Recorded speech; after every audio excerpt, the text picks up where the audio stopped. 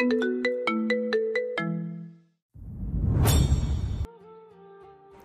ভাঙতে ছায়া এদিক ওদিক নির্ঝরকে খোঁজ করে, কিন্তু বিছানায় নির্ঝর নেই। ছায়া উঠে বসে। কেমন অসুস্থ অসুস্থ লাগছে তার। ছায়া শরীর থেকে চাদর সরিয়ে মাটিতে পা রাখে। হাতের থেকে ঘাড়, তার থেকে কাঁধ পর্যন্ত যন্ত্রণা ছড়িয়ে পড়েছে। বুকের ভেতর চাপা মেরে আছে। এতদিন ইগনোর করলেও আজ কেমন বেশি কষ্ট হচ্ছে। ছায়া বিছানা থেকে উঠে দাঁড়ায়। তার পরনে কালো রঙা নাইটি ড্রেস। সিল্ক কাপড়ের এই ড্রেসটাও সেদিন মল থেকে তুলেছিল ছায়া। ছায়া ওয়াশরুমের দিকে পা বাড়ানোর সময় পাশে তাকিয়ে দেখে আয়নার সামনে একটা স্টিকি নোট দিয়ে গেছে নির্ঝর। ছায়া এগিয়ে যায়। বেবি জান, গুড মর্নিং। ফ্রেশ হয়ে খেয়ে নাও, আজ হয়তো ফিরতে দেরি হবে। আমরা কাল ডক্টরের কাছে যাব। তুমি না করলেও যাব। তোমার না বলে আর শুনবো না। আমি বিন একটা সুন্দর দিন কাটাও। কাল আমরা ঘুরতে যাব ডক্টরের কাছ থেকে বেরিয়ে। ছায়া হেসে ফেলে। পাগল লোকটা। হাসির সঙ্গেই কেমন চাপা অনুভূতি হয় বুকে। ছায়া বুকের মাঝে হাত দিয়ে আবারও বিছানায় বসে পড়ে। আল্লাহ, কি হচ্ছে এগুলো? ছায়া কিছুক্ষণ সেভাবে বসে থাকে। এরপর উঠে ওয়াশরুমে চলে যায়। চৌধুরী ভিলা আজকে ফাঁকা ফাঁকা লাগছে। বাড়িতে জাহিদা চৌধুরী আর তার দুই ছেলের বউ বাদে কেউই নেই। আতিফ চৌধুরী মাত্র বেরিয়ে গেছে বাড়ি থেকে কোনো গুরুত্বপূর্ণ কাজের উদ্দেশ্যে। খাবার টেবিলে সবাই খাবার খাচ্ছে। আজকে তোমার একদম চুপচাপ কেন? জাহিদা চৌধুরীর কথা শুনে আনিকা বেগম মাথা তুলে তাকায়। কেন মা, আমরা কথা বলতে আপনার খারাপ লাগে? আমার খারাপ লাগা কি কখনো প্রাধান্য দিলে বৌমা? শাশুড়ি আর বউ সাপে নেউলে লড়াই। রিনিতা বেগম মনে মনে বলেন, নাও শুরু হয়ে গেল। এদের ঝগড়া দেখতে দেখতে আমি বিরক্ত। আম্মু কি যে বলেন, আপনার আদেশ মেনেই তো আমি সারাটি জীবন কাটিয়ে দিলাম। থামো আনিকা। ওরা তিনজনই হেসে ফেলে। আমার নিঝরের মিষ্টি বউটা কোথায়? আনিকা বেগম ব্রেডে বাটার লাগাতে লাগাতে বলেন, ঘুমাচ্ছে হয়তো, আপনার নাতির জন্য ঘুমানোর সময় হয়তো পায় না। ভাবি, শাশুড়ি এসব কি কথা বলছেন? কি বলবো রিনিতা, আমার ছেলে তো আমি চিনি, ও বদের হাড্ডি। এমন সময় সেখানে ছায়া উপস্থিত হয়। এই তো ছায়া চলে এসেছে। এসো বৌমা, বসো। জাহিদা চৌধুরীর ডাকে তার পাশে গিয়ে বসে ছায়া। জাহিদা চৌধুরী হাত বাড়িয়ে ছায়ার থুতনি ধরে উঁচু করে। ছায়া চোখ তুলে তাকায়। কে? চোখ মুখ এমন দেখাচ্ছে কেন? শরীর অসুস্থ তোর? ছায়া মৃদু হাসে। হ্যাঁ, সুস্থ, কিছু হয়নি। ঘুমাসনি রাতে? হ্যাঁ, ঘুমিয়েছি। তাহলে? দাদি, এমনি কেমন খারাপ লাগছিল রাতে, তাই উঠে নামাজ পড়েছিলাম। খুব ভালো কাজ।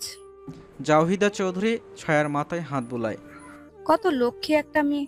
আমার নিঝর কত ভাগ্যবান, একটা এরকম বউ পেয়েছে। ছায়া হাসে। আনিকা বেগমের কাছেও কেন জানি না ছেলের বউয়ের নিষ্পাপ হাসি ভীষণ মায়াবী লাগলো। তিনি কখনো ছায়াকে ওভাবে দেখেননি, তাই হয়তো কখনো ভালোই লাগেনি। খাওয়ার শেষ করে সবাই ঠিক করে বাগানে সময় কাটাবে। ছায়া উঠে হাঁটছিল, শাশুড়িকে অনুসরণ করছিল, কিন্তু সময়ের সাথে চারদিক কেমন ঘোলাটে হয়ে আসছে।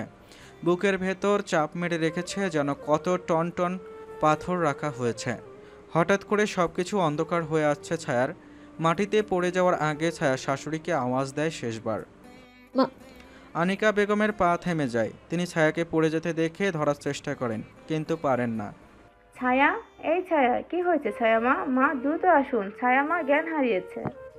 জাহিদা চৌধুরী দ্রুত এগিয়ে আসে। আল্লাহ, এটা কি হলো? ছায়া, বৌমা কি হলো তো? রিনিতা, দ্রুত গাড়ি বের করতে বলো, ওকে হসপিটালে নিয়ে যেতে হবে। রিনিতা বেগম দৌড়ে গার্ডদের কাছে যায়। গার্ডস দ্রুত গাড়ি বের করে। বাড়িতে কেউ নেই। কাকে কি বলবে তারা? একজন গার্ড এগিয়ে আসে। ম্যাডাম, আমাকে গাড়ি পর্যন্ত নিয়ে যেতে দিন ম্যামকে। না।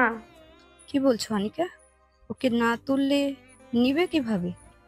মা, ছায়া আমার নির্ঝরের সম্পদ। আমার নির্ঝর বেঁচে থাকতে ওর শরীর অন্য কোনো পুরুষ হাত দেওয়া সে সহ্য করতে পারবে না। আমার ছেলেটা প্রচণ্ড রাগ করবে। রিনিতা, সার্ভেন্টের ডাকো, আমি ওকে নিয়ে যাচ্ছি গাড়ি পর্যন্ত। জাহিদা চৌধুরী এই প্রথম আনিকা বেগমের কোনো কথায় সম্মতি জানায়। ওরা গাড়িতে উঠে ছায়ার মাথাটা আনিকা বেগমের কলে রাখে। আনিকা বেগম দ্রুত হসপিটালে কল করে এবং এমার্জেন্সি হসপিটালে ছায়ার জন্য জায়গা ফাঁকা করতে বলা হয়। সাগরতল বন্দর থেকে দুটো জাহাজের জব্দ করার পরেও পালানোর প্রচেষ্টা চালাচ্ছে তারা। নির্ঝর অয়ন সহ প্রতিটা আর্মি অফিসারের হাতে একটা করে বন্দুক। অপর দিক থেকে ফিডব্যাক দেখে ওরা অবাক হয়ে যায়। নির্ঝরের সাদা শার্ট রক্তাক্ত হয়ে গেছে, অয়নকে আরও বেশি হিংস্র দেখাচ্ছে। দুই ভাই অগণিত মানুষের জীবন নিয়েছে, কিছুই করার নেই। তারা ধরা পড়ার পরেও ফিডব্যাক করেছে। নির্ঝরের চেষ্টা ছিল একটাকে জীবিত ধরে তাদের থেকে আদনানের সত্যি উদ্ধার করবে, কিন্তু তা হলো না। ওরা আগে থেকে বন্দুক নিয়ে তৈরি, সেই কারণে এদেরকেও ফিডব্যাক করা লাগলো। আদনানের আগে থেকেই অর্ডার ছিল কোনো মতে নির্ঝরকে শ্যুট করে মেরে ফেলার, কিন্তু একজন দক্ষ ফাইটার হওয়ার নির্ঝর প্রতিবার বেঁচে গেছে। প্রেসিডেন্টের আসনে বসার আগে নির্ঝর 3 বছর আর্মি ট্রেনিং নিয়েছে। আতিফ চৌধুরী ছেলেকে সব দিক দিয়ে পারদর্শী দেখতে চেয়েছিলেন। ওদের ফাইটের মাঝেই নির্ঝরের পকেটের ফোনটা বেজেই চলছে, কিন্তু নির্ঝর সেটা খেয়াল করেনি। অয়ন গিয়ে জাহাজের ক্যাপ্টেনকে জিম্মি করে, পুরো জাহাজের নিয়ন্ত্রণ নিয়ে নেয়। এমন সময় তার ফোনটা বেজে ওঠে। তখন ফোন বের করে নাম্বার দেখে বড় মা। বড় মা যেহেতু কল করেছে, কোনো প্রয়োজন না হলে তিনি কল করেননি, কিন্তু তারা ব্যস্ত। অয়ন তারপরে ফোন তুলে নেয়, বলবে সব কথা পরে শুনবে, এখন তারা ব্যস্ত। বড় মা। অয়ন, অয়ন বাবা কথা শোন। আনিকা বেগম কাঁদছেন। অয়ন ভুরু কুঁচকে নেয়। বড় মা, কি হয়েছে? কাঁদছো কেন? অয়ন, অয়ন নির্ঝরকে নিয়ে দ্রুত ফিরে আয়। ছায়া, ছায়া সকালে হঠাৎ করে জ্ঞান হারিয়েছে, হসপিটালে নিয়ে এসেছি। ডক্টর বলেছে ছায়ার হার্টে ব্লক ধরা পড়েছে, আগামী 24 ঘন্টার ভেতর ইমার্জেন্সি সার্জারি করতে হবে। তারপরেও নাকি ছায়ার বাঁচার মাত্র 10% চান্স আছে। কথাগুলো বলেই আনিকা বেগম আরও কান্না শুরু করে। আসলে তিনি অসহায় বোধ করছেন। ওদিকে আতিফ চৌধুরীও কল তুলছে না, নির্ঝরও তুলছে না। এখন এই মেয়েটাকে তিনি একা কী করবেন? অয়নের চারদিকে কেমন সন্নি হয়ে আসছে। কি বলছে তার বড় মা এগুলো? বড় মা। দ্রুত আয়, মেয়েটা বাঁচবে না। কল কেটে যায়। বন্দরের দিকে জাহাজ ঘোরা ফাস্ট। ক্যাপ্টেন ভয়ে দ্রুত বন্দরের দিকে জাহাজ ঘোরায়। জাহাজ এতক্ষণ ধরে সামনের দিকে অগ্রসর হচ্ছিল। অয়ন দ্রুত বেরিয়ে যায় ক্যাপ্টেনের রুম থেকে। নির্ঝর দাঁড়িয়ে আছে, তার সামনে আর্মি ফোর্স। সবাই ঠিক আছে তো? জি মাননীয় রাষ্ট্রপতি, সবাই ঠিক আছে। ওকে।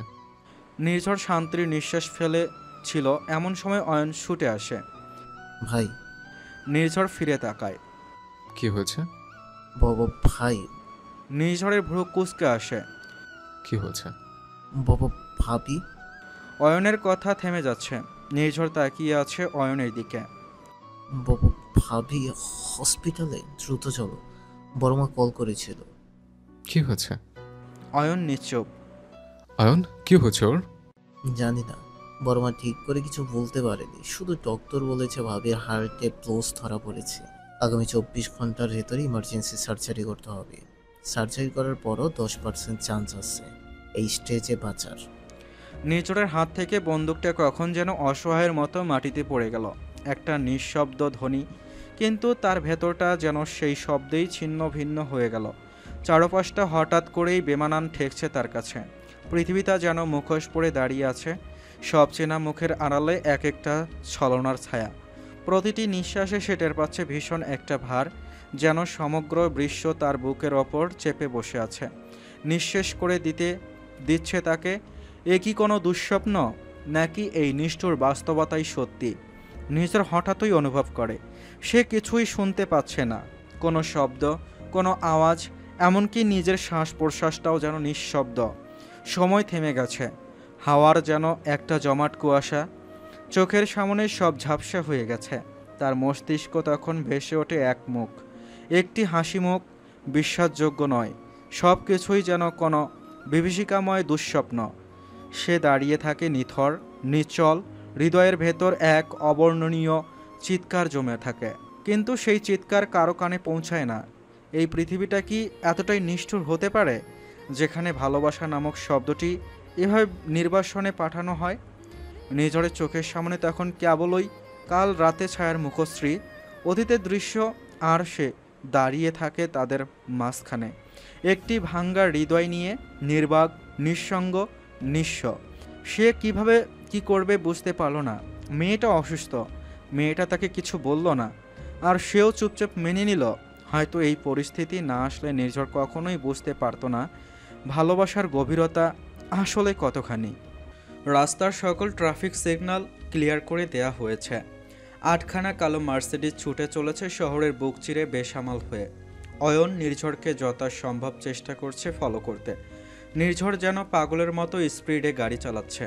পেছনে নির্ঝরের দেহরক্ষীরাও নির্ঝরের এমন পাগলামি দেখে ভয় পেয়ে আছে। Sunshine hospital. নির্ঝরের প্রবেশের আগে কিছু কালো পোশাক পরিহিত গার্ডস এসে দুই পাশের মানুষদের সরিয়ে দিয়েছে। নির্ঝরের রাস্তা পুরোটা ক্লিয়ার। রক্তমাখা সাদা শার্ট তার পরনে। এলোমেলো হয়ে দ্রুত পায়ে হসপিটালের ভেতরে আসে নির্ঝর। তার পেছন পেছন অয়নও এসেছে। আনিকা বেগম, জাওহিদা চৌধুরী দুজনই বসে কান্না করছে। আম্মু। নির্ঝরের কণ্ঠ শুনে উঠে দাঁড়ায় আনিকা বেগম। নির্ঝর, ছেলের সাদা শার্টে রক্ত ভয় পেয়ে যায় আনিকা বেগম। কি হয়েছে বাবা, তোর রক্ত কেন? ভয় পেও না আম্মু, আমার নয়। ছায়া কোথায়? আনিকা বেগম পাশের কেবিনের দিকে তাকায়। গ্লাস ডোরের ওপাশে স্পষ্ট দেখা যাচ্ছে ছায়ার মুখে অক্সিজেন মাস্ক। নির্ঝরের মাথা কাজ করা বন্ধ করে দিয়েছে। দিশাহারা হয়ে গেছে ছেলেটা। নির্ঝর, আগে ডক্টরের সঙ্গে কথা বল। নির্ঝর দ্রুত সেখান থেকে ডক্টরের কেবিনে ছুটে যায়। অয়নও পেছনে যায়। ডক্টরের কেবিনে দরজা খোলার একটা তীব্র শব্দ হয়। ডক্টর উঠে দাঁড়ায় চেয়ার থেকে। নির্ঝরকে দেখে তিনি মাথা নামিয়ে গ্রিট করেন। মাননীয় রাষ্ট্রপতি। আমার স্ত্রীর কি হয়েছে? ডক্টর, দ্রুত বলুন, কি হয়েছে, কেন হয়েছে, সব বলুন। ওর কোথায় কষ্ট হচ্ছে? ওকে সারিয়ে তুলুন। স্যার শান্ত হন, প্লিজ আমার কথাগুলো শুনুন। ভাই, ডক্টরের কথাটা শুনি আগে। নির্ঝর ধপাস করে বসে পড়ে চেয়ারে। ডক্টর একটা দীর্ঘশ্বাস ফেলে তারপর বলতে শুরু করেন। করোনারি আর্টারি ব্লকেজ, এটা হার্টে ব্লকের সবথেকে খারাপ ধরন, যেখানে পেশেন্টের 98% হার্ট ব্লক হয়ে যায়। ম্যাডাম, ছায়ার পরিবারের কারোর থেকেই এই সমস্যাটা তার হয়েছে।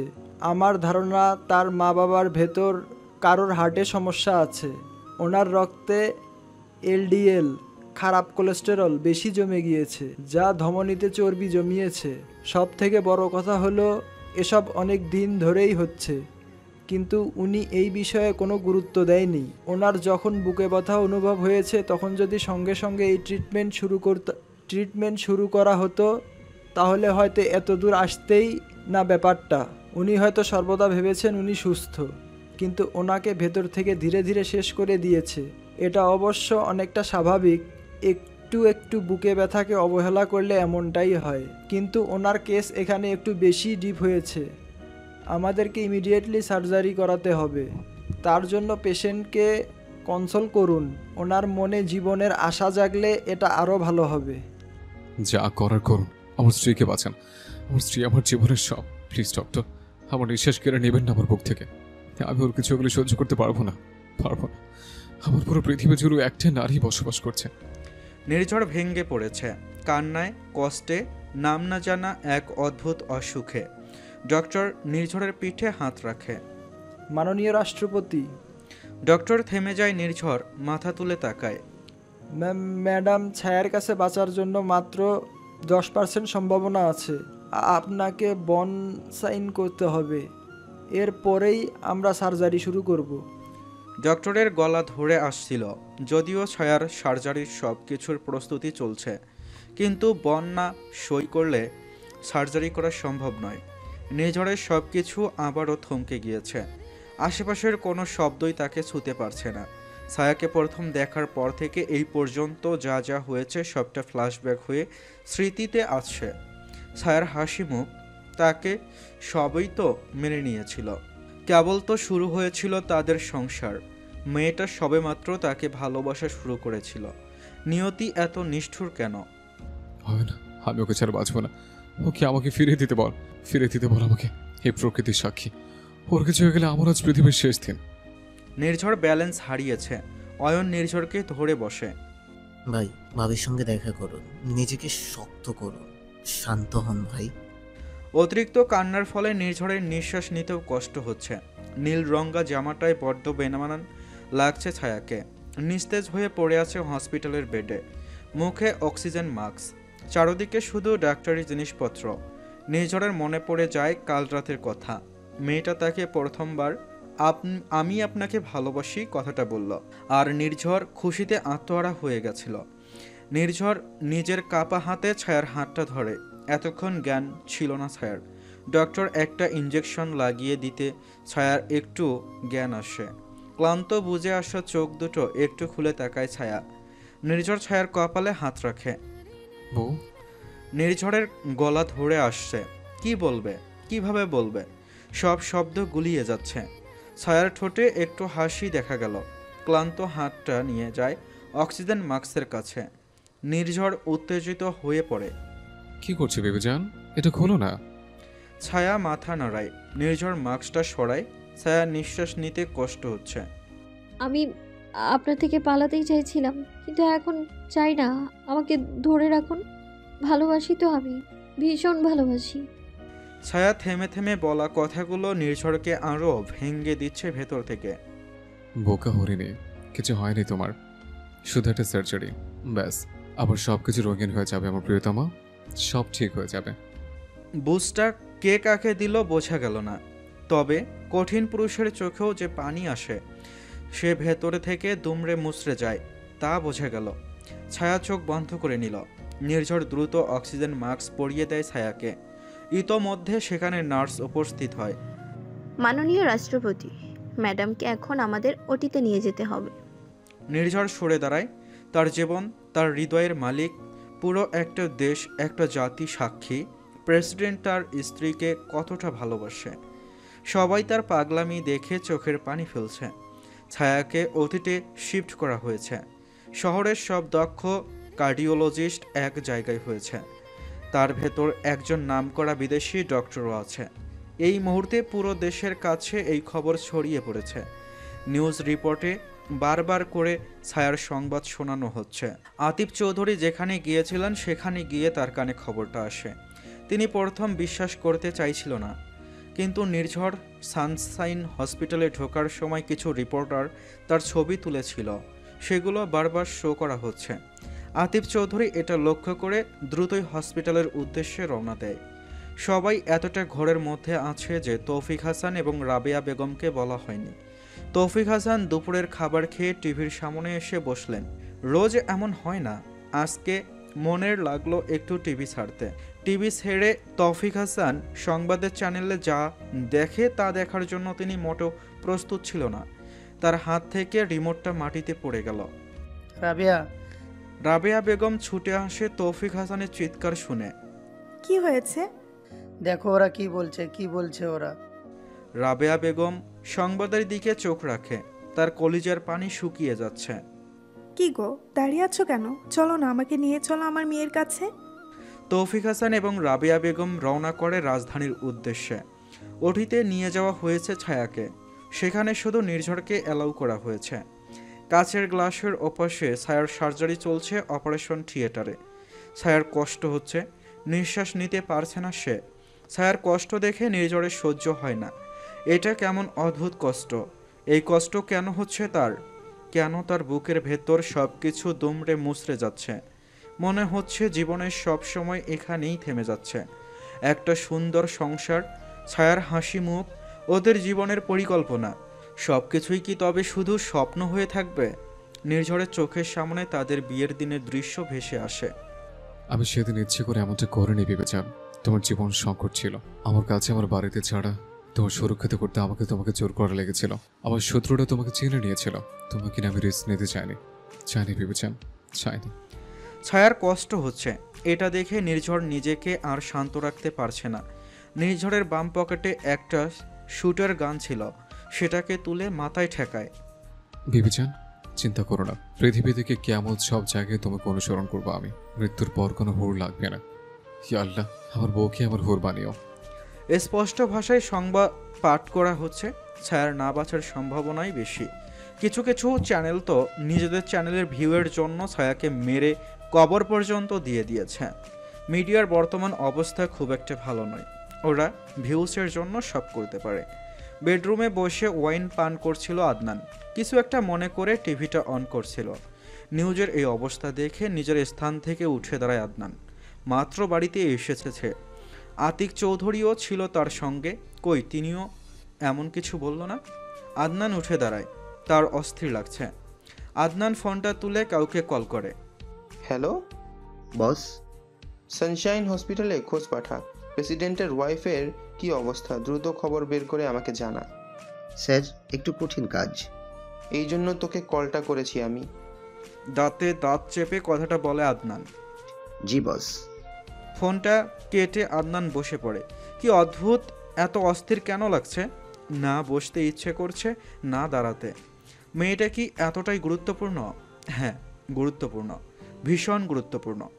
কাজের জন্য সমুদ্র বন্দর আদনানের গার্লফ্রেন্ডের মতো। না গেলে জেনে যেন রাগ করে বন্দরগুলো। সেই জন্যই তাকে যেতে হতো। বিদেশে যাওয়ার আগে জর্জিয়া গিয়েছিল আদনান। সেখানেই দেখা মিলেছে সাদা ফ্রক পরা এক সমুদ্রকন্যার, যার হাসি আর প্রাণোচ্ছলতা তাকে পাগল বানিয়েছিল। একটু কাছ থেকে কথা বলার জন্য বা ইচ্ছে জাগছিল তার, কিন্তু সেদিন এমনটা করা সম্ভব হয়নি। ভেবেছিল বিদেশ থেকে ফিরে প্রথম সেই মেয়েটাকেই নিজের বানিয়ে নেবে, সেটা যেভাবেই হোক না কেন। কিন্তু মাত্র 2 বছরের বিদেশ যাত্রার ব্যবধানে মেয়েটা তার বেস্ট ফ্রেন্ডের বউ হয়ে গেল। আদনানের সকল স্মৃতি যেন তাকে সুইয়ের মতো ফুটাচ্ছে। আদনানের পাগল পাগল লাগছে। এমন সময় কল আসে তার ফোনে। হ্যালো, খোঁজ পেলি? হ্যাঁ বস, পেয়েছি। সত্যি সত্যি ম্যাডাম ছায়াকে সার্জারি করতে নেওয়া হয়েছে। ডক্টর নাকি বলেছে সার্জারির উপর তার 10% বাঁচার সম্ভাবনা আছে। আদনানেরও কেমন জানি মাথায় কাজ করা বন্ধ হয়ে যাচ্ছে। আদনান ধপাস করে বসে পড়ে। কি থেকে কি হয়ে গেল? ওপাশ থেকে লোকটা কথা বলেই যাচ্ছে, কিন্তু আদনানের শোনার ক্ষমতা হারিয়েছে। তৌফিক হাসান আর রাবেয়া বেগম হসপিটালে পৌঁছে গেলে ওদের ঘিরে ফেলে রিপোর্টার্স। সবার মুখে নানা প্রশ্ন। দুজন এমনি এসবে অভ্যস্ত নয়, তার ওপর মেয়েটার এই অবস্থা। তারা একেবারে ভয় পেয়ে গিয়েছে। অয়ন এই অবস্থা দেখে এগিয়ে আসে। প্রেসিডেন্টের গার্ড সব রিপোর্টার্সদের সরিয়ে দেয়।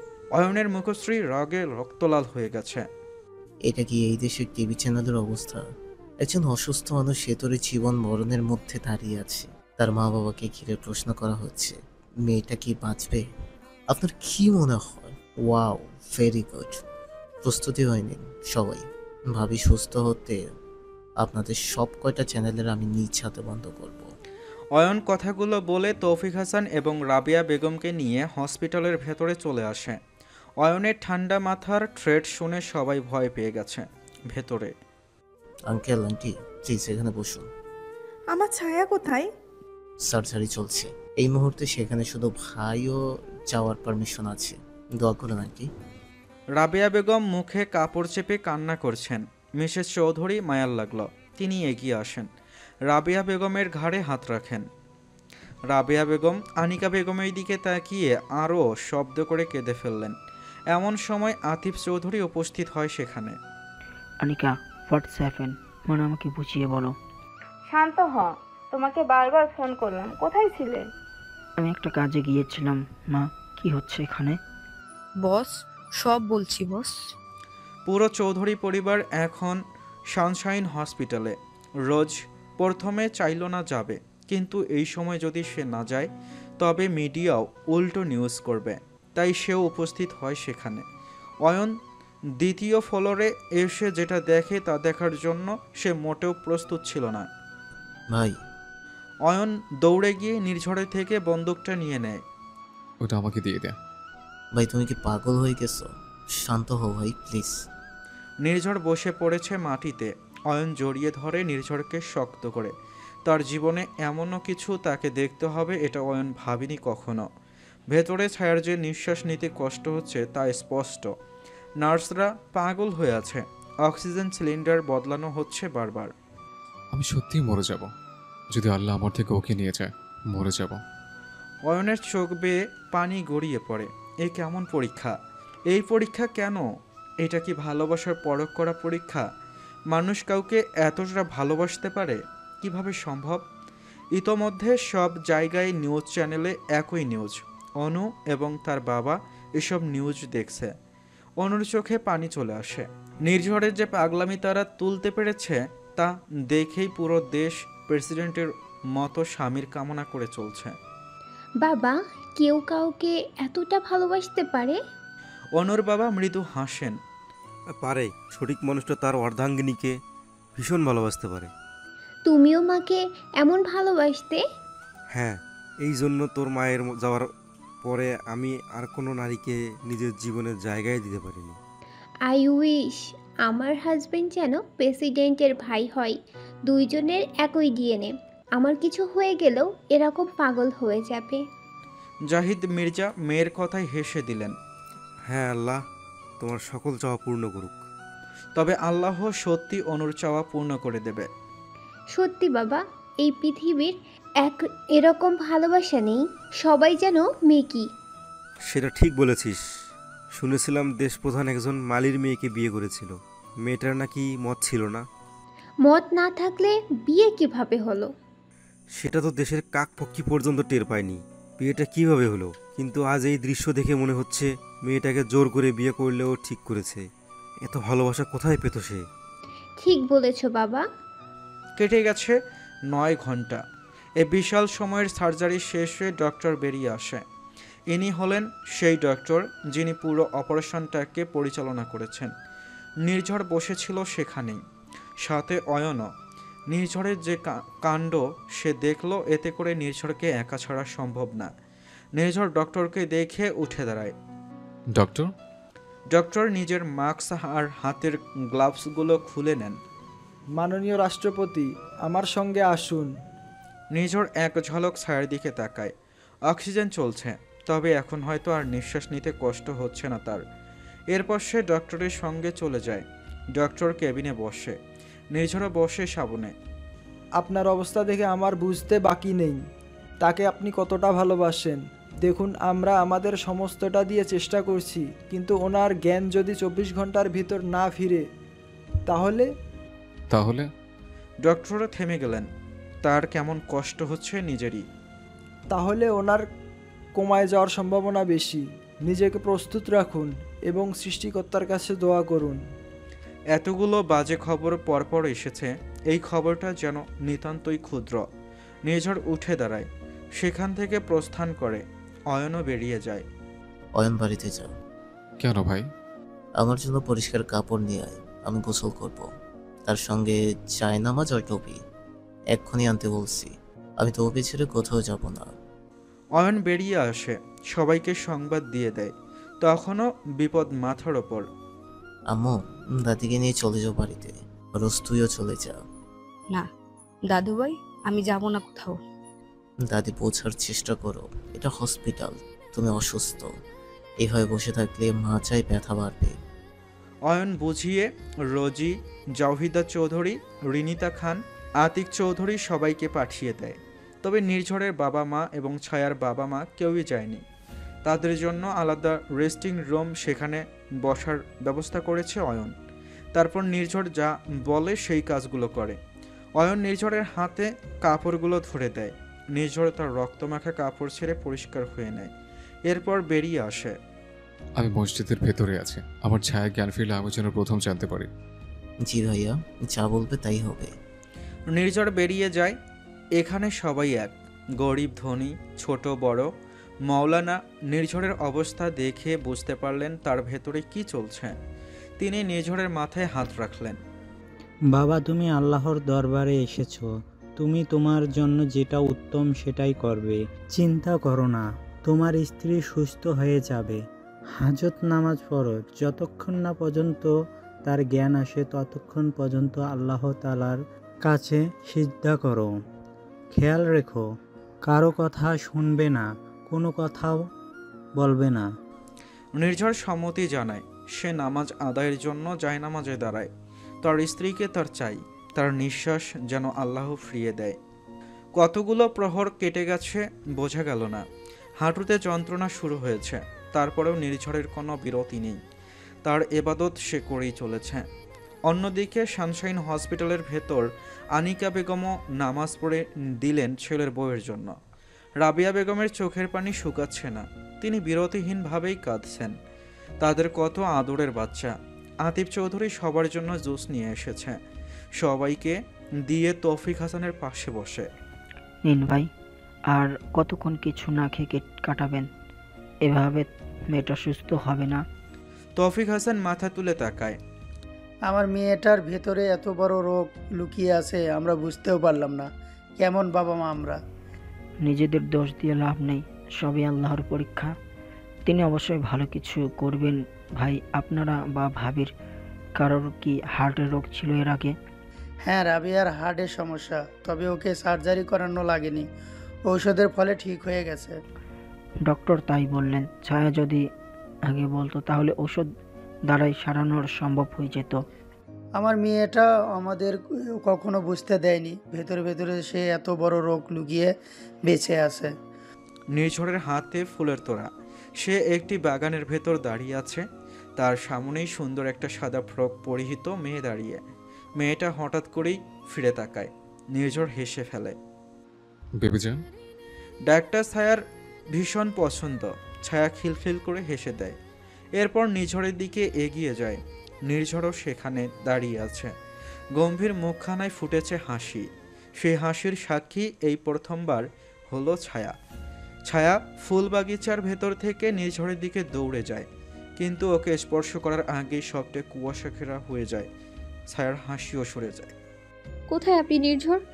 বেডে শুয়ে থাকা সেন্সলেস ছায়ার চোখ গড়িয়ে পানি পড়ে। নার্স সব সময় অবজারভেশনে ছিল। নার্স দ্রুত দৌড়ে আসে। ছায়া রেসপন্স করেছে, হাত নড়ছে তার। নার্স দ্রুত ডক্টরকে ডাকে। ডক্টর ইয়ান, পেশেন্ট। কিছুটা দৌড়ে আসার কারণে মেয়েটা হাঁপাচ্ছে। কোন পেশেন্ট? কি হয়েছে?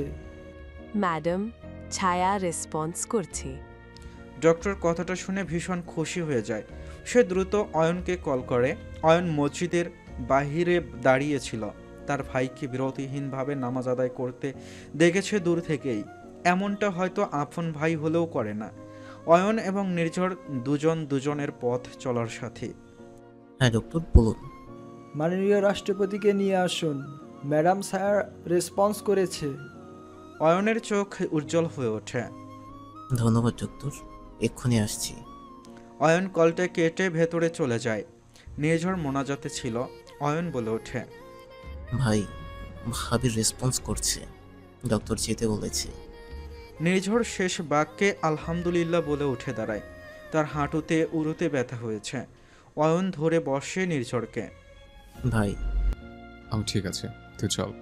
ছায়া চোখ খুলে তাকায়। চারদিকে প্রথম ঘোলাটে হলেও ধীরে ধীরে চোখের সামনে সবটা পরিষ্কার হয়। ছায়া মাথাটা ডান দিকে ফেরায়। নির্ঝর বসে আছে। ছায়া হেসে দেয়। নির্ঝরের দিকে তার ক্লান্ত হাতটা বাড়িয়ে দিতে চায়। নির্ঝর ছায়ার হাতটা নিজের হাতের মাঝে ধরে নেয়। চুমু খায় হাতে। ছায়া কিছু বলার চেষ্টা করে। নির্ঝর এগিয়ে যায়। ছায়ার মাথায় হাত বুলিয়ে দেয়। কষ্ট হচ্ছে? পানি খেতে চাই। নির্ঝর দ্রুত পানি নিয়ে ছায়াকে খাইয়ে দেয়। ডক্টর চেক করে ছায়াকে। নিঃশ্বাস নিতে কষ্ট হচ্ছে? ছায়া মাথা নাড়িয়ে না বলে। গুড, দ্রুত সুস্থ হয়ে যাবেন।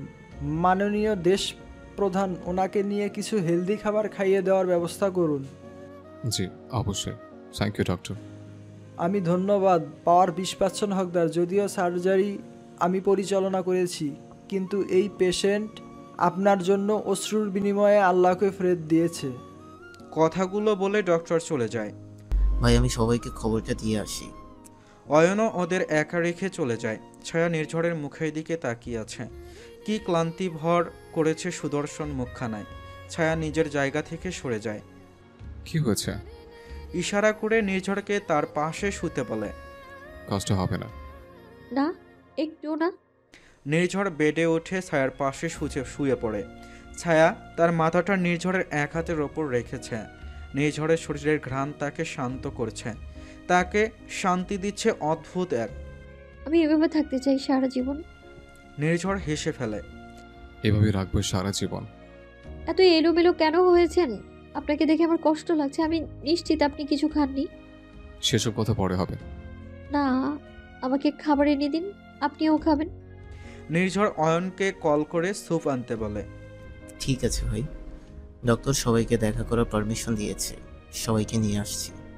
আয়। রাবেয়া বেগম মেয়ের কপালে চুমু খায়। আমার সোনা মা। ছায়া হাসে। বাবা, মা, শ্বশুর, শাশুড়ি সবাইকে দেখে ছায়ার ভীষণ ভালো লাগছে। বলবি তো তোর কোথায় কষ্ট হচ্ছে, কোথায় খারাপ লাগছে? এমন কেন করছিস মা? আমাদের জানটা চাই চাই অবস্থা। ছায়া মায়ের মুখের দিকে তাকিয়ে আছে। ভেবেছিল হয়তো এই মুখটা আর দেখা হবে না। আম্মু, বলো আম্মু। আমি তো তোমাকে অনেক ভালোবাসি। রাবেয়া বেগম হেসে ফেললেন, কান্নার মাঝেও হেসে ফেললেন।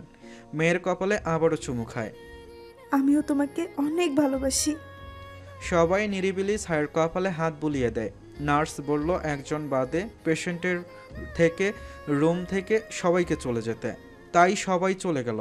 নির্ঝর এক প্রকার জেদ করেই সবাইকে পাঠিয়ে দিয়েছে। এরপর নিজের হাতে ছায়াকে ছুপ খাইয়ে দেয়। আমার শক্তি লাগছে না, আমিই খাইয়ে দিতাম, প্লিজ আপনিও খান। নির্ঝরও বউয়ের আদেশ মতো খেয়ে নেয়। এরপর ছায়া আবার সরে যায়। নির্ঝর গিয়ে ছায়াকে জড়িয়ে নেয়। আপনার বুকের ভেতর মাথা গুজেই যেন আমার জীবনের শেষ নিঃশ্বাস ত্যাগ হয়। প্লিজ, আমার উপর দিয়ে 2 দিন কি গেছে তুমি জানো না। এসব কথা বলো না, আমি সহ্য করতে পারছি না। ছায়া মাথা তুলে তাকায়। নির্ঝরের চোখের কোনায় পানি চিকচিক হয়ে উঠছে। ছায়া নির্ঝরের পুরো মুখে চুমু খায়। এটাই প্রথম যখন ছায়া নিজে থেকে নির্ঝরকে চুমু খেল। নির্ঝর তাকিয়ে আছে ছায়ার দিকে, অবাক হয়ে তাকিয়ে আছে। আর আপনি? কথাটা বলে চোখ বন্ধ করে নেয় ছায়া। নির্ঝর মৃদু হাসে। হ্যাঁ, তোমার আমি, শুধু তোমার। ছায়ার জীবন নিয়ে ফেরার খবরটা যেন পুরো দেশের মানুষের এক রাশ শান্তির কারণ হলো। সবাই যেন দোয়া করছিল ওরা আলাদা যেন না হয়। সবার প্রতিটা মন্তব্য, প্রতিটা কথা, প্রতিটা ডাক আল্লাহ শুনেছে। সবার দোয়ায় ছায়া ফিরে এসেছে। আল্লাহ তাকে নতুন জীবন দিয়েছে। অনু ভার্সিটি থেকে ফেরার পথে ফোনে এসব নিউজই দেখছিল। তার মনটা ভালো হয়ে গেল। সে মৃদু হাসল। সত্যি ভালোবাসার মানুষকে দিয়ে সব কিছু করাতে পারে। দেশপ্রধান সত্যি অমায়িক একজন মানুষ। ওনার মতো স্বামী পাওয়া ভাগ্যের ব্যাপার। অনুর কথা শুনে অটোওয়ালা উত্তর দিল, হ আফা, আজ কয়েকদিন ধরে দেশের এই খবর সত্যি আমিও দেখা অবাক।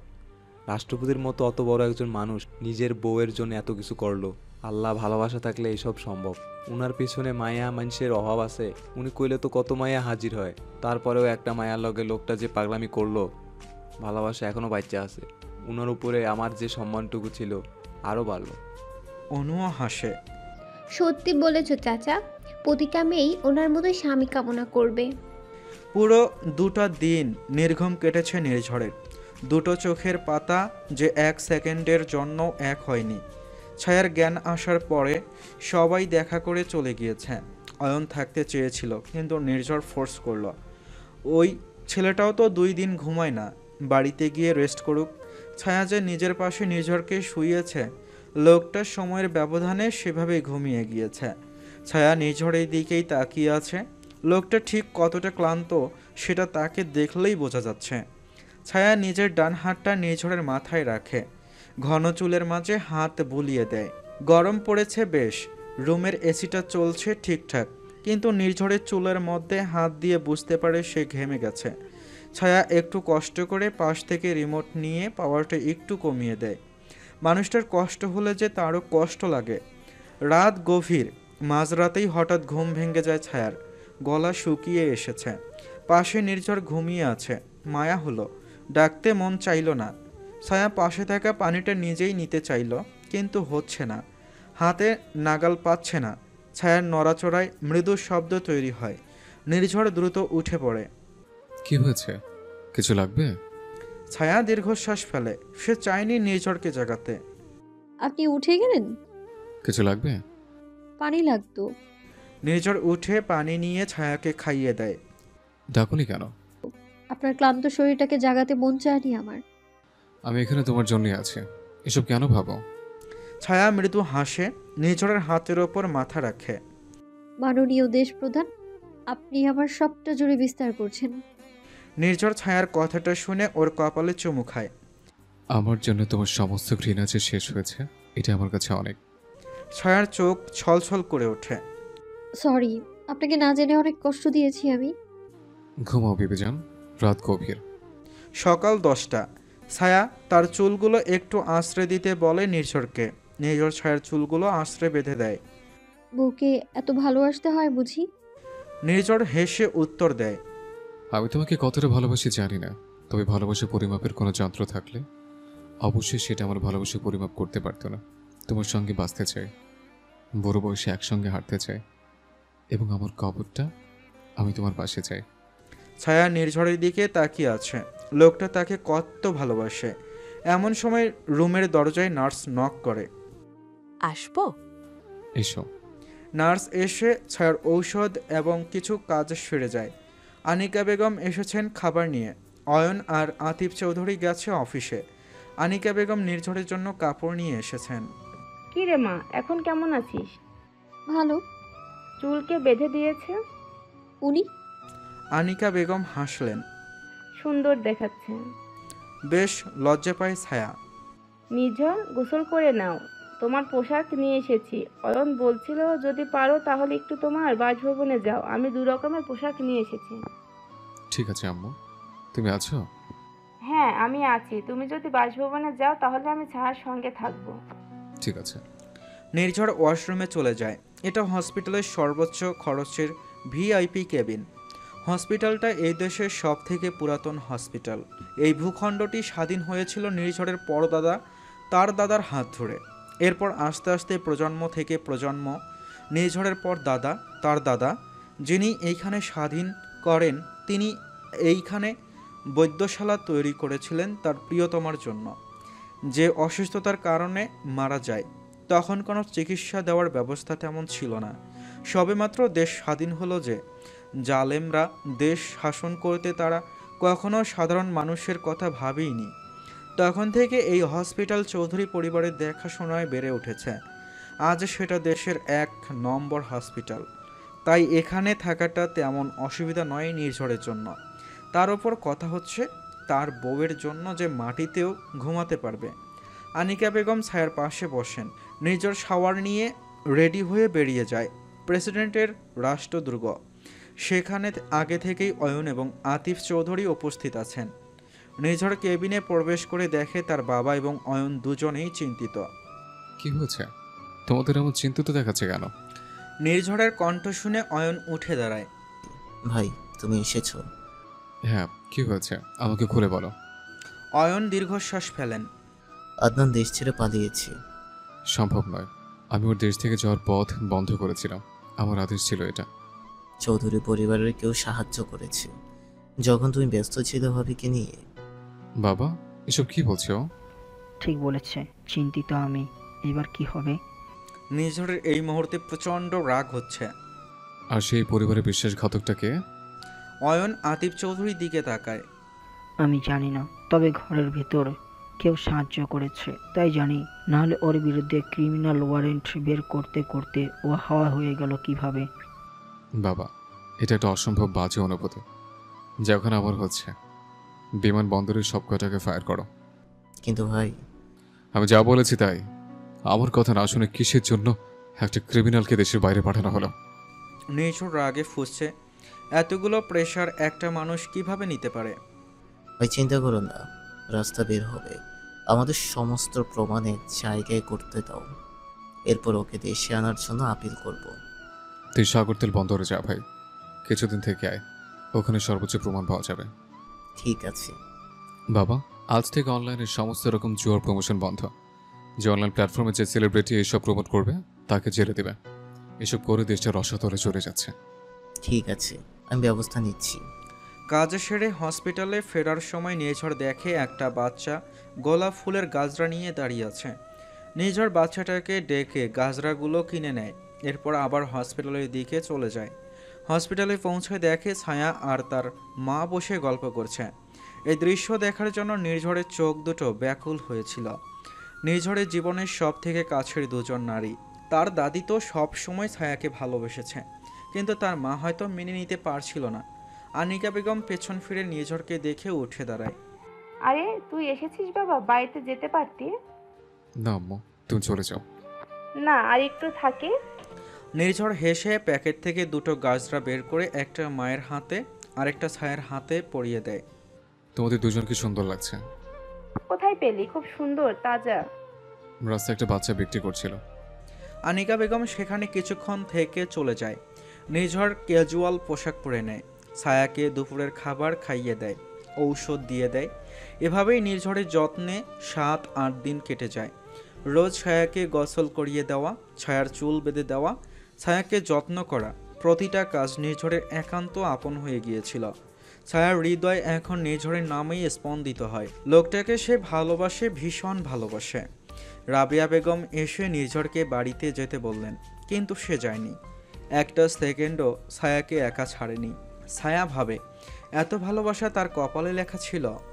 হসপিটাল থেকেই জরুরি মিটিং করেছে নির্ঝর, তবু ছায়াকে একা ছাড়েনি। আজকে ছায়ার হসপিটাল থেকে ছুটি। ছায়াকে ফ্রেশ করিয়ে হসপিটালের কাপড় রেখে ছায়ার কাপড় পরিয়ে দিয়েছে নির্ঝর। এরপর ছায়ার চুল বাঁধছে নিজের হাতে।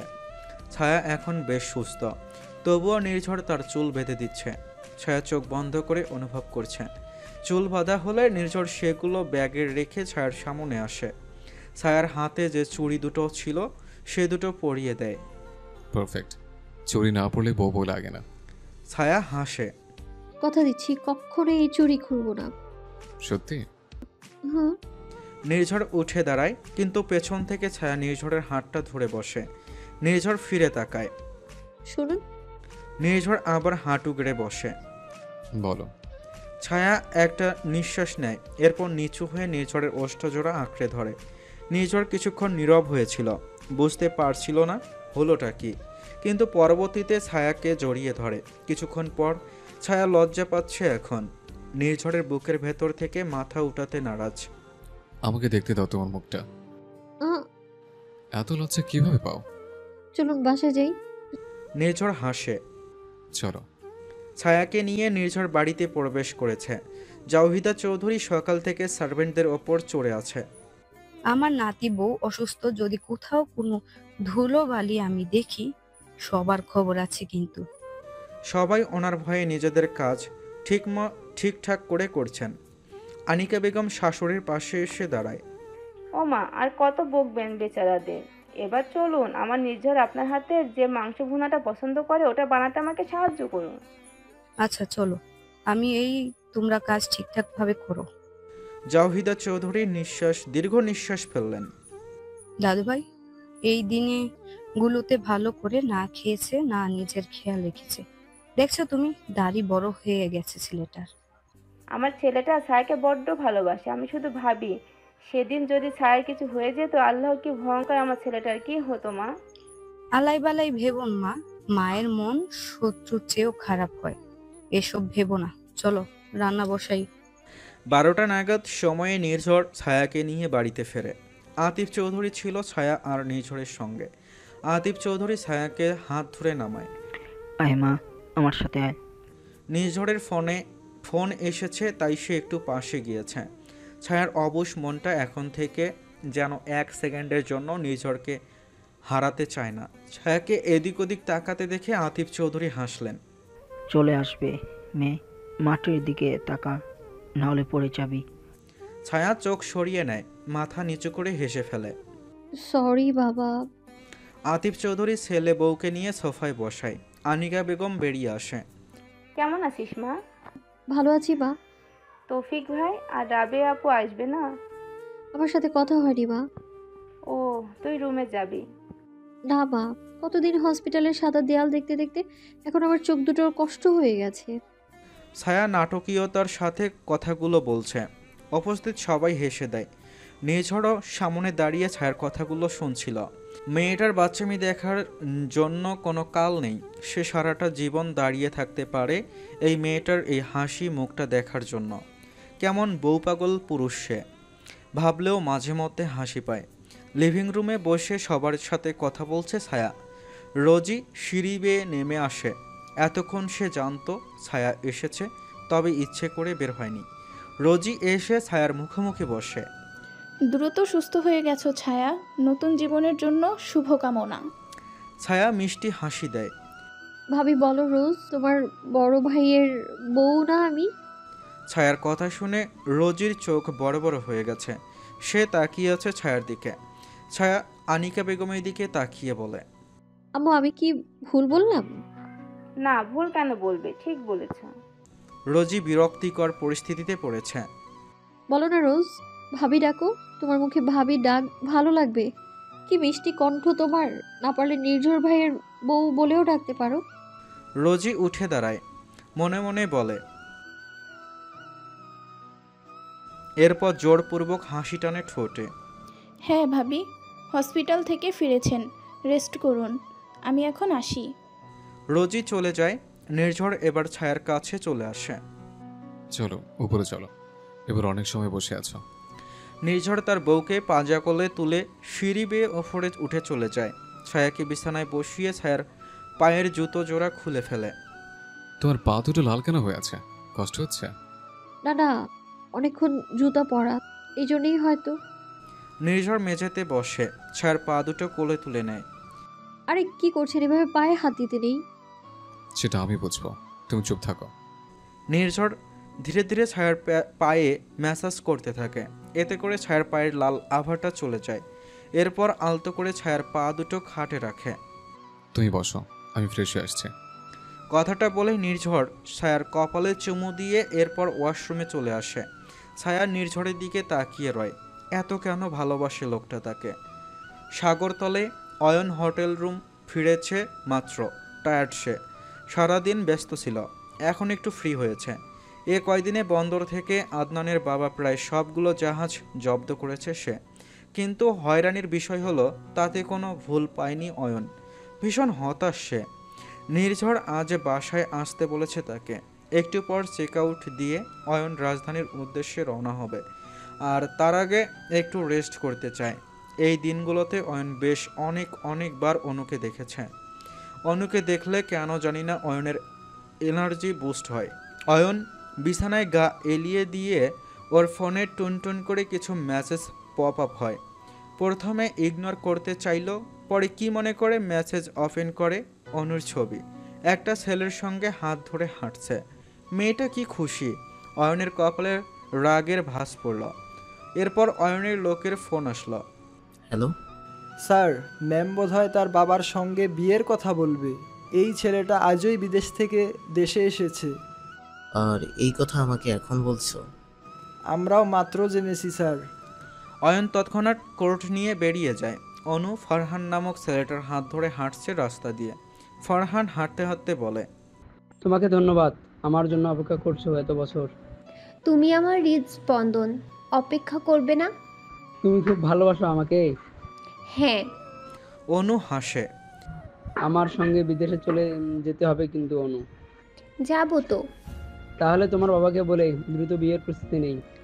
হ্যাঁ, সমস্যা নেই, তুমি দ্রুত বললে বাবা দ্রুতই করবে। আমার বিশ্বাস তোমাকে অপছন্দ হবে না বাবার। ফারহান অনুকে জড়িয়ে ধরে। অনুর কেমন অস্বস্তি হচ্ছে, তবুও সে কিছু বলতে পারে না। ফারহানের ঠোঁটে বাঁকা হাসি। অনু কিছুক্ষণ হলো ফারহানকে ছাড়িয়ে নেয়। ফারহান এমনভাবে তাকালো যেন সে দুঃখ পেয়েছে। সরি ফারহান, কিন্তু আমার মনে হয় এত কাছে আসা উচিত নয়, বিয়ের পরেই। ফারহান হাসে। আমি বুঝি অনু, চলো তুমি। অনুদের বাড়িতে অনুর বাবার সামনে বসে আছে অয়ন। স্যার, আপনি হঠাৎ আমার বাড়িতে? আমাকে স্যার বলবেন না, আপনি আমার থেকে বয়সে বড়। অনুর বাবা কিছুই বুঝতে পারছে না হচ্ছেটা কি। আমার দ্বারা কোনো ভুল হয়েছে কি? না, আপনার দ্বারা নয়, ভুলটা আপনার মেয়ে করেছে। আমার মেয়ে কি ভুল করেছে বাবা? অয়ন নিজের ফোনটা বের করে অনুর বাবার হাতে কিছু ছবি বের করে দেয়। স্পষ্ট দেখা যাচ্ছে অনুর সাথে অয়নের কোনো সম্পর্ক ছিল, তবে ছবিগুলো যে এডিট বলার কোনো সুযোগ নেই। আমার মেয়ে আমার সাথে সব শেয়ার করে, আপনার সঙ্গে রিলেশনের কথাটা কখনো বলেনি। আঙ্কেল, আপনার মেয়ে আমার সঙ্গে রিলেশনে থাকাকালীন অন্য পুরুষে আসক্ত হয়েছে, এবং আপনি জানলে অবাক হবেন, সে একজন মেয়ে ব্যবসায়ী। ওকে আমি ধরে জেলে পড়ব। অনু আমাকে ঠকাচ্ছে, সব থেকে বড় কথা নিচে ঠকছে। আপনি দেখুন ছেলেটার রেকর্ড। এগুলো সত্যি ইনফরমেশন। অনুর বাবার কপালে রাগের ভাঁজ পড়ে। এর মানে? এর মানে হলো ছেলেটা আপনার অনুকে ফাঁসিয়ে অন্য দেশে নিয়ে বিক্রি করে দেবে। অনু এই ছেলের জন্য তোমার মতো ছেলেকে ঠকিয়েছে? অয়ন খুবই দুঃখ পাওয়ার অভিনয় করে। জি আঙ্কেল। অনুর বাবা জাহিদ আলী অয়নকে জড়িয়ে ধরেন। তুমি কষ্ট পেও না বাবা, আজ আসতে দাও বাড়িতে। এর মাঝেই দরজায় কলিং বেলের শব্দ। জাহিদ আলী দরজা খুলে দিতে অনুর সঙ্গে ছেলেটাকে দেখে ক্রোধে ফেটে পড়লেন। কোনো কিছু না বলেই মেয়ের গালে ঠাস করে চর বসিয়ে দিলেন। এই শিক্ষা দিয়েছি আমি তোকে? অনু অবাক হয়ে যায়।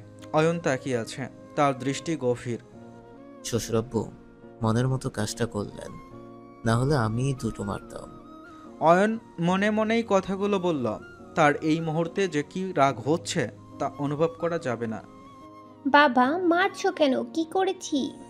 বেয়াদব মেয়ে, কি করেছিস? ছেলেটা কে? ফারহান এগিয়ে আসে। আঙ্কেল, আমি ফারহান, আমি ভেনিসে থাকি। চুপ করো মেয়ে, বাজে ছেলে। ফারহানের চোখ বড় বড় হয়ে যায়। কি বলছেন আঙ্কেল? আমাকে চেনেন আপনি? আপনি আমাকে এভাবে বলতে পারেন না। বাবা তুমি পাগল হয়ে গেছো। অনুর কথাটা বলার সঙ্গে সঙ্গে আরেকটা থাপ্পড় খায় মেয়েটা বাবার কাছে। ছোট থেকেই বাবার কাছে কখনো মার খায়নি অনু। সেই মেয়েটা পরপর দুটো থাপ্পড় খেয়ে থতমত খেয়ে গেছে। চোখ গড়িয়ে অশ্রু বয়ে চলছে আপন গতিতে। বাবা, তোমাকে আমি এই শিক্ষা দেইনি কখনো। একজনকে চিট করে এরকম একটা ঢ্যামনাকে বিয়ে করবা, সে আবার এত বড় ক্রিমিনাল। ক্রিমিনাল? কে বলেছে? প্রমাণ আছে? সবাই একসঙ্গে লিভিং রুমে বসে আছে। অনু ফুপিয়ে উঠছে মাঝে মধ্যে। জাহিদ আলী অয়নের দিকে তাকায়। বাবা তুমি তো ফোর্স নিয়ে এসেছো, এই ছেলেটাকে গ্রেপ্তার করো। হ্যাঁ অবশ্যই, আমার দেশে এসব জীবাণুর কোনো স্থান নেই। ফারহান জানে সে ধরা পড়ে গেছে। অয়নের সামনে নিজেকে বড্ড অসহায় লাগছে তার। অয়নের অভিব্যক্তি কোনো রাজার মতো। সে এই মুহূর্তে সবাইকে ডমিনেট করছে। অনু ভাবছে এই অয়নটা কোথা থেকে এলো। আর চোখে অয়নকে দেখছে। পরনে নেভি ব্লু শার্ট আর সাদা প্যান্ট, হাতে একটা ঘড়ি, অসম্ভব সুদর্শন দেখাচ্ছে। তার শরীরে এই কালার দুটো খুব সুন্দর মানিয়েছে। অনু নিজের ভাবনায় নিজেকে থাপ্পড় মারে। বিহায়া মেয়ে, এসব কি ভাবছিস তুই? অনুর ভাবনায় ছেদ ঘটিয়ে ফারহান অয়নের সামনে হাঁটু গেড়ে মাটিতে বসে পড়ে। আমাকে ক্ষমা করে দিন প্লিজ। মাননীয় রাষ্ট্রপতির কাছে আমি ক্ষমা চাইছি। আমাকে ওনার সামনেই নাকি খবর দিতে বললেই আমি তাই করব। আপনি দয়া করে মাননীয় রাষ্ট্রপতিকে বলুন আমাকে ক্ষমা করে দিতে। মাননীয় রাষ্ট্রপতির কাছে এত সময় নেই তোর মতো জীবাণু কি করছে তা দেখা। তোর ক্ষমা নেই। তুই এই পর্যন্ত কতগুলো মেয়ের জীবন নষ্ট করেছিস, হিসাব আছে তোর। গার্ড! অয়নের ডাকে বাড়ি থেকে গার্ডস চলে আসে। নিয়ে যাও ওকে। জি স্যার। গার্ডস এসে ফারহানকে টানতে টানতে নিয়ে যায়। অনুর চোখ গড়িয়ে আবারও পানি পড়ে। সে এভাবে ঠকল। ছেলেটার সাথে হাই স্কুল থেকে পরিচয়, এরপর কথা হতো, এরপর সে চলে যায় দেশের বাইরে, এরপর অনু কলেজে উঠলে ফোনেই প্রেম হয়। তাই এ বিষয়ে কেউই জানতো না। আর সত্যি বলতে আহামরি কিছু ছিল না, জাস্ট দু একটা কথা হতোই আর কি। তবে অনুর মনে ভালো লাগার অনুভূতি ছিল। বাবা ওয়াইন আমাকে অনেক বড় বিপদ থেকে রক্ষা করলে। আঙ্কেল যদি রাজি থাকেন তবে পরের মাসের প্রথম শুক্রবার আমি আমার পরিবার এনে ওকে নিয়ে যেতে চাই পার্মানেন্টলি। আমার ভাবি অসুস্থ, সবাই জানেন। হ্যাঁ হ্যাঁ জানি। ম্যাডাম স্যার কি অবস্থা এখন? এখন একটু সুস্থ ভাবি। অসুস্থ না হলে আমি কালকে ওকে নিয়ে যেতাম। সমস্যা নেই, তোমার পরিবার আসলে আমিও ছোটোখাটো আয়োজন করব। অনু ওদের কথা শুনছিল শুধু, কিছু বলার সুযোগই পেল না। অয়ন এবার অনুর দিকে তাকায়, তবে সে কোনো কথা বলে না, বেরিয়ে যায়। অয়ন চলে যেতে অনু বাবার কাছে চলে আসে। বাবা, এগুলো কি হচ্ছে? আমাকে বুঝিয়ে বলো। মানে কি? কি বলছো এগুলো? যা বলছি ঠিক বলছি, এটা আমার ডিসিশন, কোনো বেহায়াপনা করবি না। আমি কি কখনো এমন করেছি? করিস না, তবে নিজের জীবনের সবথেকে বড় ক্ষতিটা করতে যাচ্ছিলি। বাবা, কিন্তু কাউকে না জেনে বিয়ে? আর কোনো কথা না, বিয়ে আমার ডিসিশন ঠিক, কিন্তু নিজের জীবনের এত বড় রিস্ক নেওয়ার ডিসিশন কার ছিল? জাহিদ আলী কথাটা বলেই ভেতরে চলে যায়। অনুর চোখ গড়িয়ে পানি অঝোর ধারে পইছে। কি থেকে কি হয়ে গেল? ফারহান তার জন্য সঠিক নয়, ঠিক আছে, তাই বলে যাকে চেনে না জানে না তার সঙ্গে এভাবে বিয়ে ঠিক করে দিল? অনু আর ভাবতে পারছে না। সে রুমে চলে যায়। অয়ন গাড়িতে বসে বাঁকা হাসছে। প্রিয়তমা, আমার জীবনে বন্ধি যে তোমায় পড়তেই হতো। চৌধুরী বাড়িতে নির্ঝরের বুকের ওপর মাথা দিয়ে নিশ্চিন্তে ঘুমিয়ে আছে ছায়া। নির্ঝর এক হাতে ছায়াকে জড়িয়ে রেখেছে, অন্য হাতে ল্যাপটপে কাজ করছে। মাঝে মধ্যে ছায়ার গোলাপি ঠোঁটে একটু একটু চুমু খাচ্ছে। এরকমভাবে যদি কেউ বুকের ভেতর ঘুমায় তাহলে কি চুমু না খেয়ে পারা যায়? নির্ঝর কাজ করতে করতে অয়নের কথা মনে পড়ল। ছেলেটাকে কতক্ষণ আগে বলেছে আসার কথা, এতক্ষণে চলে আসার কথা। এত সময় কোথায় কাটাচ্ছে? নির্ঝর ল্যাপটপ রেখে অয়নকে কল করে। 2 রিং হতে অয়ন ফোন তুলে নেয়। ভাই বলো। কোথায় তুই? আমি আসছি ভাই, আর আধা ঘন্টা লাগবে।